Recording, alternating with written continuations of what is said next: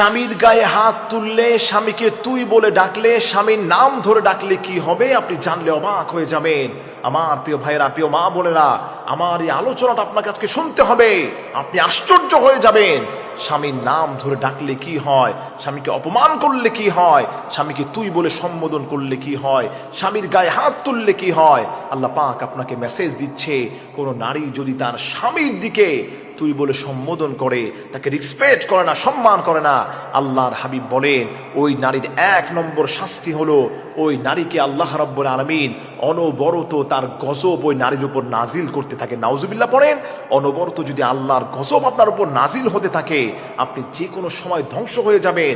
রাস্তায় আপনি বের হয়েছেন, হঠাৎ করে গাড়ি অ্যাক্সিডেন্টে আপনি চলে যাবেন, নদী দিয়ে সফর করছেন, নদীতে ডুবে আপনি বিদায় হয়ে যাবেন, হঠাৎ করে আপনি যাচ্ছেন, এমন বিপদে আপনি পড়ে যাবেন, আপনার জীবন শেষ হয়ে যাবে।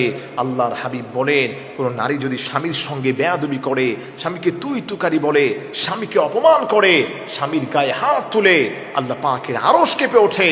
তার কারণ হলো আল্লাহ রাব্বুল আলামিন বলেন যে আমি যদি দুনিয়াতে আমার পরে কোনো মানুষকে সিজদা দেওয়ার জন্য বলতাম, তবে এই পৃথিবীর সমস্ত নারীদেরকে বলতাম তারা যাতে করে তার স্বামীর পায়ের নিচে গিয়ে বসে থাকে। নাউজুবিল্লাহ পড়েন।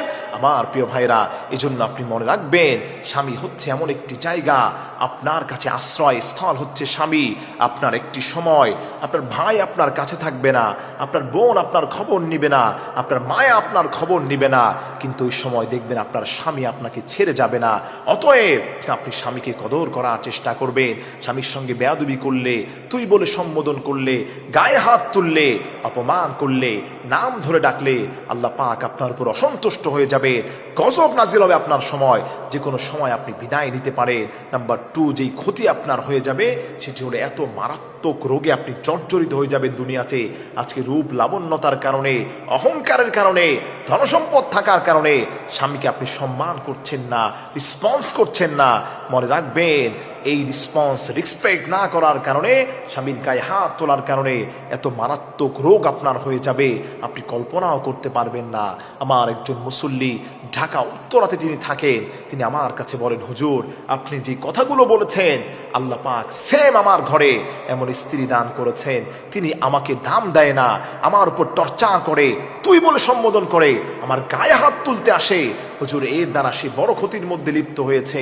আমি বললাম, ভাই কি হয়েছে? তিনি বললেন, হুজুর তার এমন মারাত্মক রোগ হয়েছে, 2টি কিডনি ড্যামেজ হয়ে গিয়েছে, সে যে কোনো সময় দুনিয়া থেকে বিদায় নিতে পারে, আমার কাছে এখন কিডনির জন্য সাহায্য চাচ্ছে। আমার প্রিয় ভাইরা, প্রিয় মা বোনেরা যারা আছেন, মারাত্মক রোগ কিন্তু আপনার হয়ে যাবে দুনিয়াতে।